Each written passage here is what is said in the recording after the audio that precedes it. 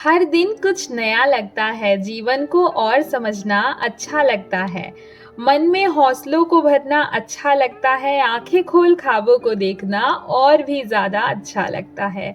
So hello everybody, आज मैंने कुछ नया देखा। आप ये सोच रहे होंगे मैं इतनी रात में कहाँ टहल रही हूँ।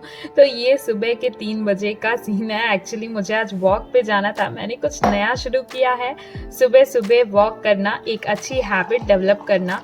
तो एक अच्छी हैबिट को डेवलप कर रही हूँ मैं, और जिसमें कि आज मेरा ये पहला दिन था। टहल के आने के बाद मैंने लिया हॉट वाटर और उसके बाद फिर शुरू कर दिया अपना पहला slot. So I am ready to start my first slot, और मैं यहाँ आ चुकी हूँ अपनी स्टडी टेबल पे, अपनी फेवरेट प्लेस पे।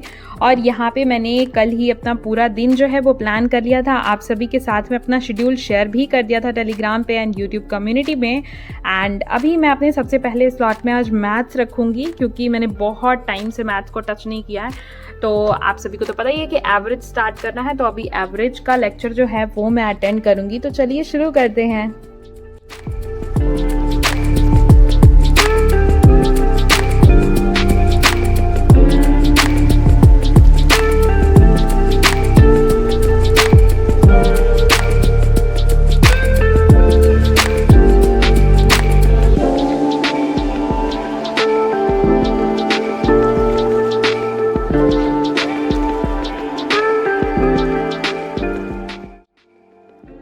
एवरेज के फर्स्ट लेक्चर में सर ने सबसे पहले कॉइन बेस्ड क्वेश्चंस आज के लेक्चर में कराए एंड उनसे रिलेटेड कुछ कॉन्सेप्ट्स थे वो समझाए, और उसके बाद फिर क्वेश्चंस बहुत सारी प्रैक्टिस की मैंने। एंड आप सभी के लिए मैथ्स में एक छोटा सा क्वेश्चन है। आप सभी को 3 नंबर ऑफ सेट्स बताने हैं जो कि कॉन्जिक्यूटिव ऑड हो एंड प्राइम नंबर भी हो।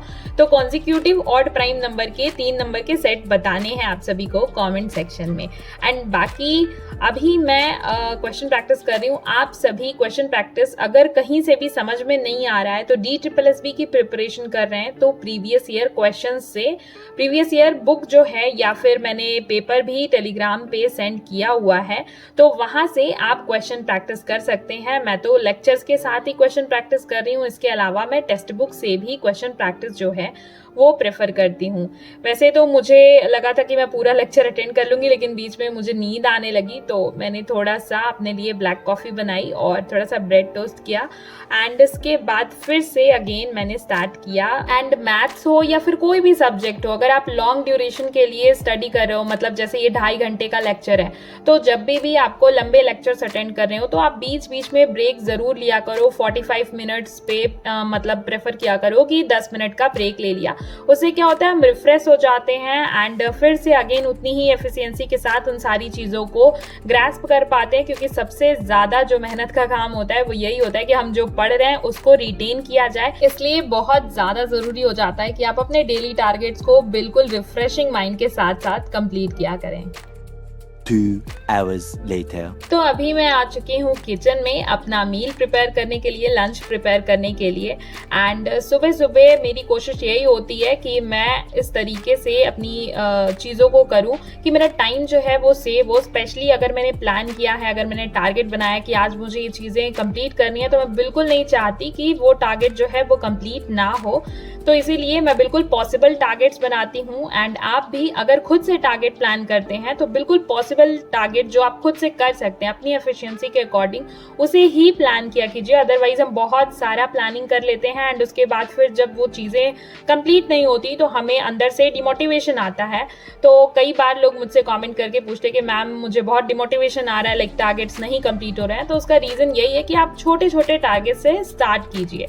तो अभी मैं आज लंच में बीन्स की सब्जी बना रही हूँ, जैसा कि आप देख सकते हैं। एंड इसके साथ ही मील प्रिपरेशन के साथ आपसे कुछ बहुत ही ज़्यादा इम्पॉर्टेंट बात करनी थी मुझे, और वो था जैसा कि मैंने आपके साथ में पहले ही शेयर किया था कि मैं कुछ चीज़ें जो है वो आप सभी के साथ में शेयर करना चाहती हूँ। मतलब अपने बर्थडे के टाइम पे मैंने बोला था, और उसके बाद फिर ऐसे ऐसे हो गया कि लाइक मेरा बर्थडे एंड देन फिर मतलब मुझे दिल्ली जाना पड़ा, जैसा कि मैंने शेयर किया ही था।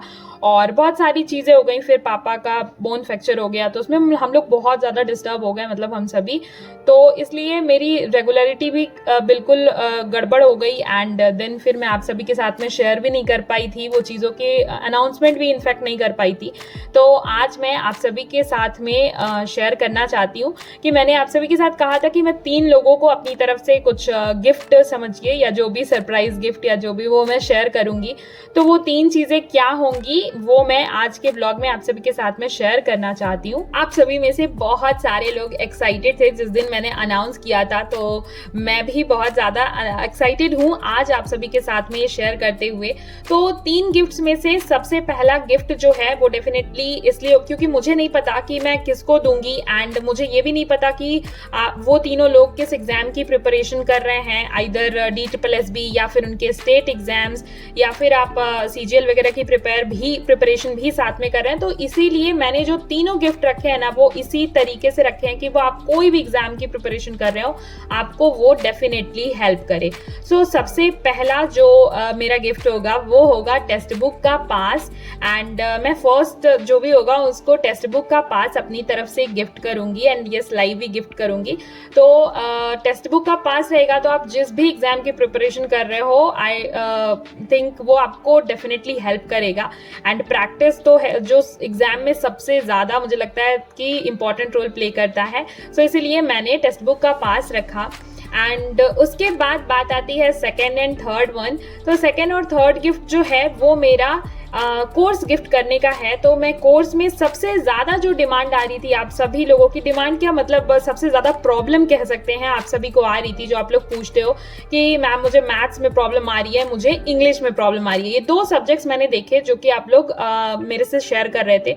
तो मैं ये दोनों सब्जेक्ट के कोर्स दूंगी। अब जो भी सेकेंड होगा उसे जिसकी रिक्वायरमेंट होगी इधर मैथ की और इंग्लिश की, तो मैं वो कोर्स उन्हें गिफ्ट कर दूंगी। एंड थर्ड वन को भी जो भी कोर्स उन्हें रिक्वायरमेंट होगी वो गिफ्ट कर दूंगी। हेलो एवरीवन, तो मैंने अभी अपना लंच कर लिया और अब मैं शुरू करूंगी अपना सेकंड स्लॉट। और सेकंड स्लॉट में इंग्लिश को रखा है मैंने। एंड टॉपिक आप सभी को पता ही है, subject verb agreement. I hope कि आप सभी भी मेरे साथ साथ जितने लोग कर रहे हैं वो भी अपना आज का टॉपिक जो है वो कंप्लीट कर रहे होंगे। एंड वीडियो को, व्लॉग को जब मैं शेयर करती हूँ तो उसका मेन मोटिव यही होता है कि जो लोग भी नहीं कर पाते हैं कोई चीज़, तो वो मोटिवेट हों, इंस्पायर हों, और वो भी अपनी सारी चीज़ों को काम के साथ साथ अपनी पढ़ाई को प्रायोरिटी देते हुए अपने काम को करें। एंड आप अपने काम को ऐसा रखिए ना कि आप उसको एंजॉय करते हुए कीजिए। अगर आपकी पढ़ाई, आपका गोल जो है वो आपकी फर्स्ट प्रायोरिटी होनी चाहिए। बाकी घर के जो भी काम होते हैं या फिर आपका ऑफिस है, जो भी चीज़ें हैं, वो सारी की सारी पार्ट टाइम होनी चाहिए। एंड आपका मेन गोल जो है उसको आप प्राइमरी फोकस किसी भी तरीके से बनाएं। सो मेरा हमेशा यही मोटिव होता है कि मैं आप सभी को अपने व्लॉग्स के थ्रू इंस्पायर करूं। सो आप सभी को यही कहूँगी कि मेरी वीडियो को लाइक किया कीजिए अगर मेरे व्लॉग्स आप सभी को इंस्पायर करते हो, मोटिवेट करते हो। अब चलिए एक बात कर लेती हूँ मैं आपसे KVS की थोड़ी सी, हालांकि वीडियो आज बहुत लंबी हो जाएगी इसलिए मुझे काफ़ी सारी चीज़ें बातें करनी थी। तो अब धीरे धीरे अब आपको डेली बेसिस पे व्लॉग्स मिलेंगे, तो डेली हम थोड़ी थोड़ी चीज़ें डिस्कस करेंगे। जैसे KVS इंटरव्यू के बारे में मुझे बहुत सारी चीज़ें डिस्कस करनी थी। तो इंग्लिश को लेकर के, क्योंकि मैं इंग्लिश का जो स्लॉट है वो स्टार्ट कर रही हूँ, तो आप सभी के साथ यही शेयर करना चाहती हूँ राइट नाउ कि इंग्लिश की प्रैक्टिस, मतलब इंग्लिश स्पीकिंग की, वो धीरे धीरे आप शुरू कर दीजिए। बिकॉज बहुत ज़्यादा टाइम नहीं है। 20 तारीख के बाद रिजल्ट आपका KVS का कभी भी आ सकता है। एंड उसके बाद फिर आपका इंटरव्यू डेट जो है वो आप सभी को पता ही है कि रिजल्ट आने के 10-15 दिन बाद, 15-20 दिन मैक्स टू मैक्स मिलेगा। उसके बाद फिर आपका इंटरव्यू कंडक्ट होना है।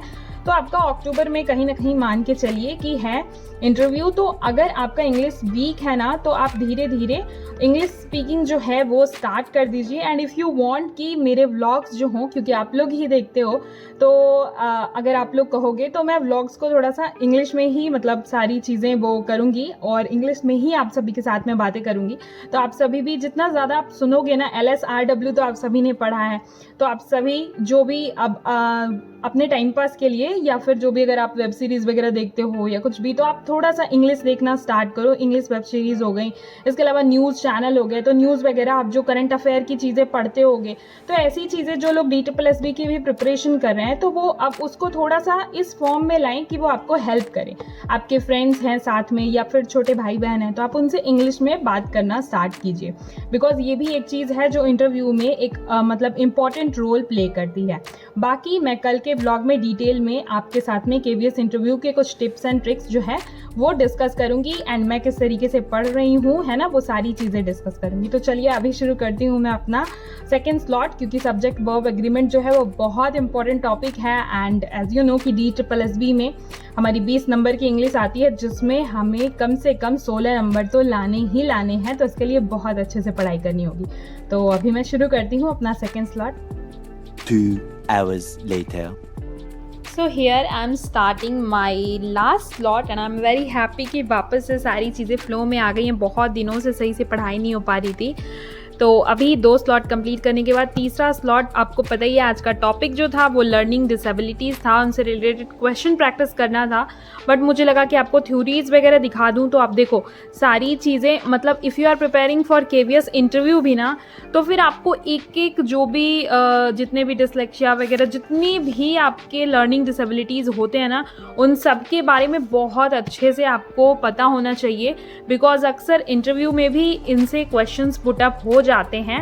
एंड ये मेरी KVS के टाइम की नोट्स हैं, तो इनको आपके पास भी डेफिनेटली होंगी है, तो बहुत अच्छे से आप इनसे भी थोड़ी कवर कर सकते हैं। Otherwise I am using some other sources also, तो वो आपको मैंने बुक्स वगैरह तो शेयर की ही हैं। इसमें देखिए चैप्टर नंबर जो आपका 33 है ना, दोनों ही बुक्स में, तो ये है आपका डिसेबिलिटीज़ वाला चैप्टर।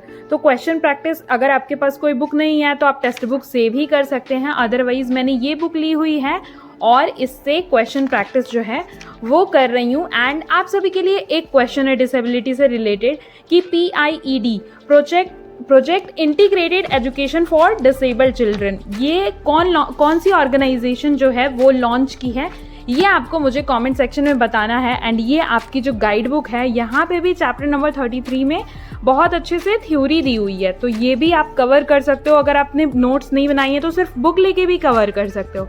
अभी मैंने इसे नहीं पढ़ा है क्योंकि मैं नोट्स कर चुकी हूँ अच्छे से और उसे ही रिवाइज किया है मैंने, और अब क्वेश्चन प्रैक्टिस करूँगी क्योंकि आज क्वेश्चन प्रैक्टिस करना है, राइट। बाकी मुझे टाइम मिलेगा तो मैं इसे भी एक बार रीड आउट ज़रूर करूँगी।